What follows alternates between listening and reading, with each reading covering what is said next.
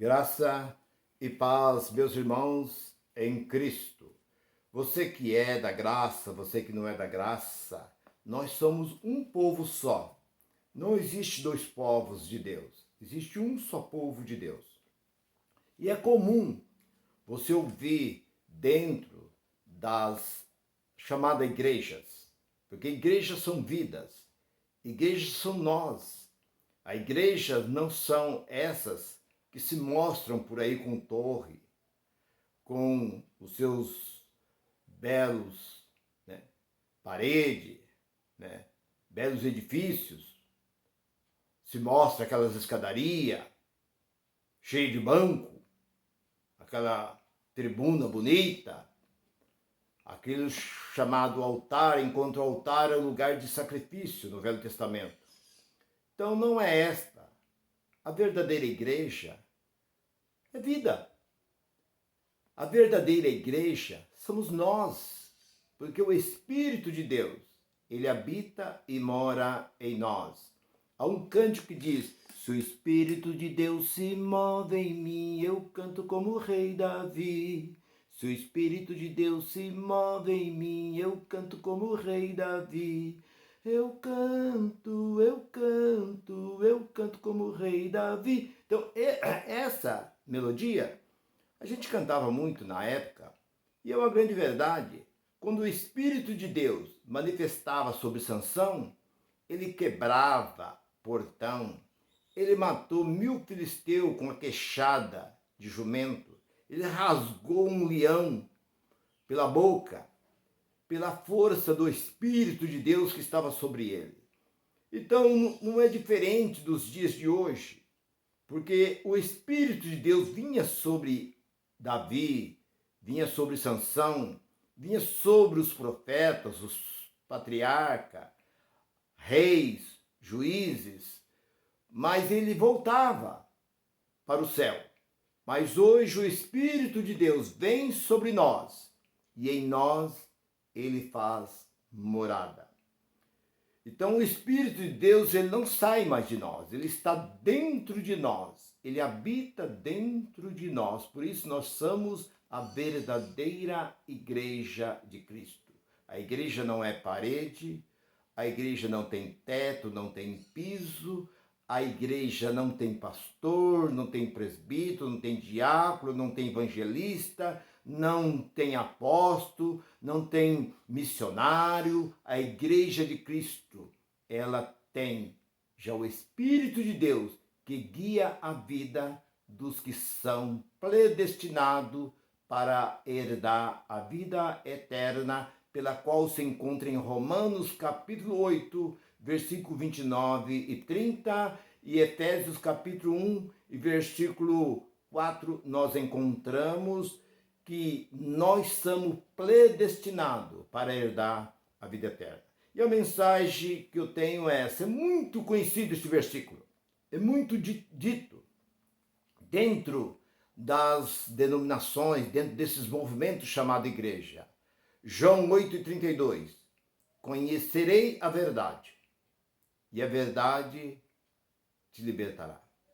Mas eu pergunto, que verdade Jesus estava dizendo e para quem Jesus estava dizendo isto? É para nós ou para o seu povo judeu? Jesus estava dizendo para o seu povo judeu, porque os judeus viviam debaixo da lei. E Jesus disse: conheça a verdade. E quem era a verdade? A verdade era o próprio Jesus. O que diz ali no livro biográfico de Jesus, João, capítulo 1, versículo 17, que a lei foi dada por Moisés, mas a verdade e a graça veio por Jesus Cristo. Então nós vemos: conhecerei a verdade e a verdade vos libertará. Mas nós vemos que essas denominações, que verdade que existe aí dentro? Se eles estão presos a este livro, a velha aliança, aliança passada, que nós não temos nada a ver com a lei de Moisés. E todas as denominações, 100% das denominações, estão presos à lei de Moisés. conhecerei a verdade e a verdade vos libertará.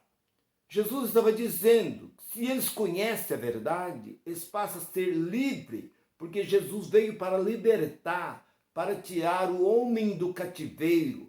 Por isso que a própria palavra diz que Jesus, subindo ao céu, ele levou consigo cativo e cativeiro. O que é o cativo? Era o homem que vivia cativo da lei. E o cativeiro era a própria lei.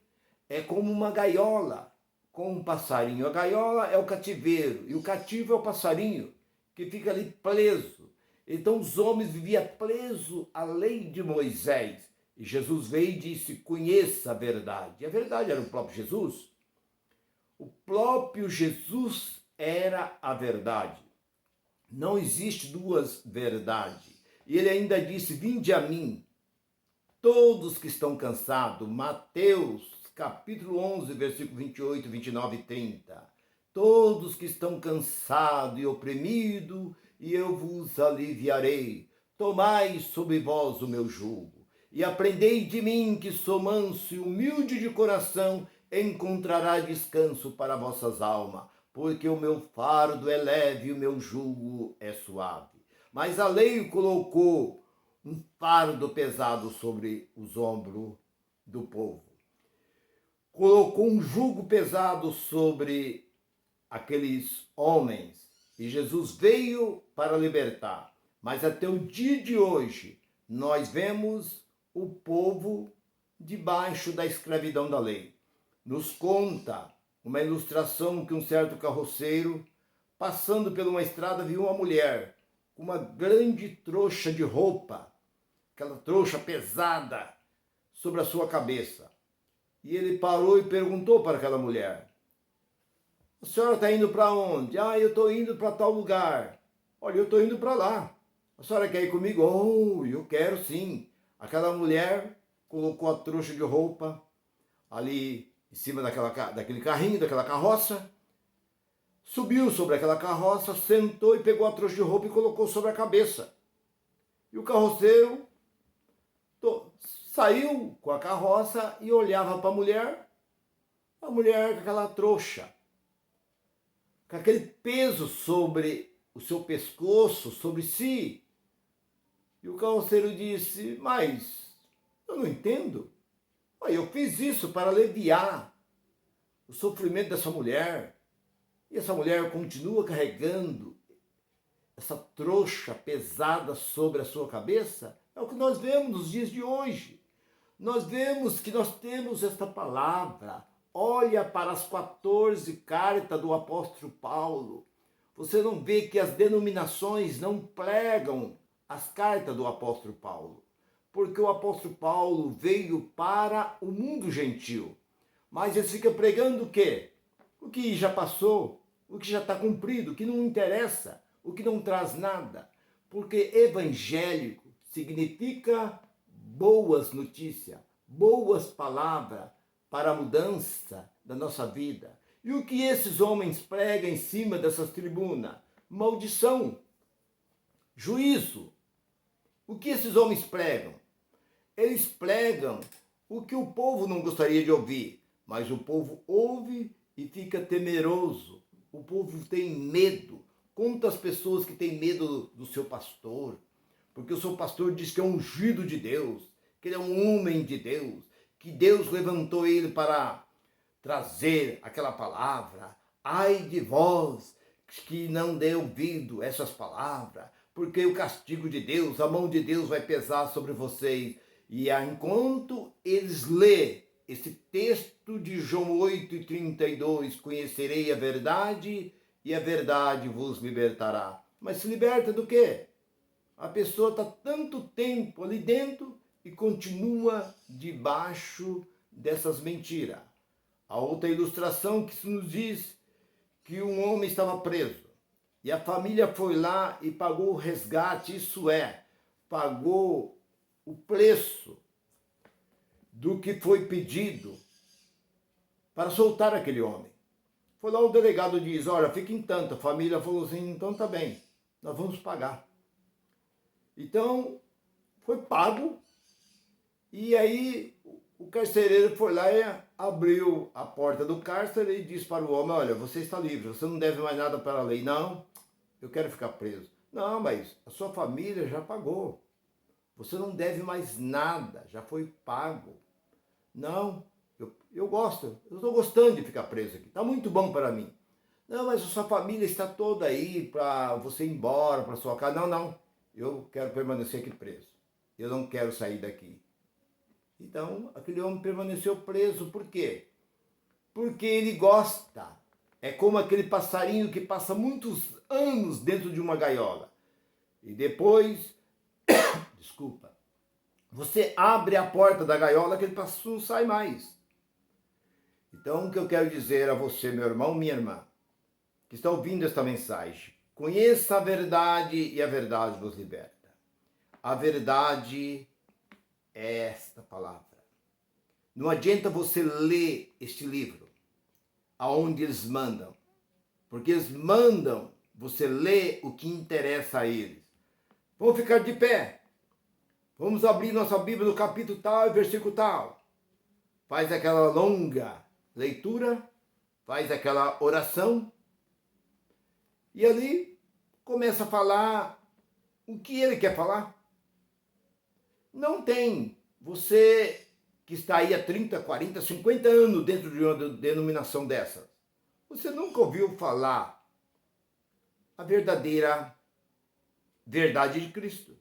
Porque nós já viemos este mundo salvo, já viemos este mundo liberto. Nós não temos nada mais como a escravidão. A escravidão, a lei dos escravos, acabou pela Rainha Elizabeth em 1888. E de lá para cá não existiu mais escravidão. Acabou. O povo foi liberto.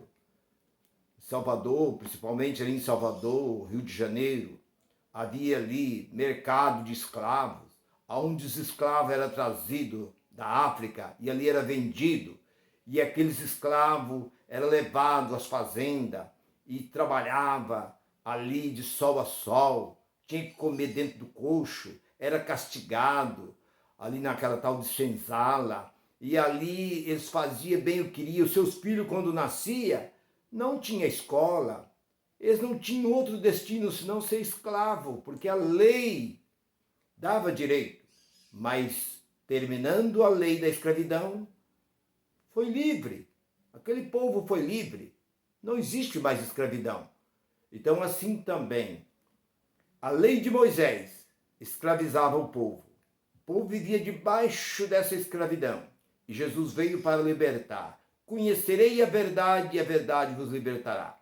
Mas hoje existe centenas ou milhares e milhares de igrejas escravizando o seu povo.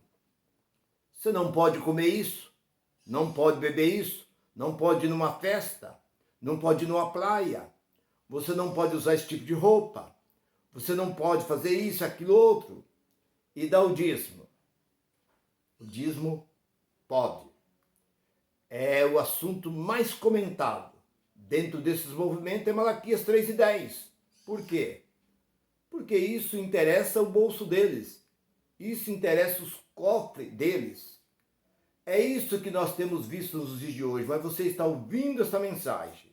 Seja liberto. Você é verdadeira igreja de Cristo. Porque a mulher samaritana perguntando para o Senhor: meus pais adoraram neste monte.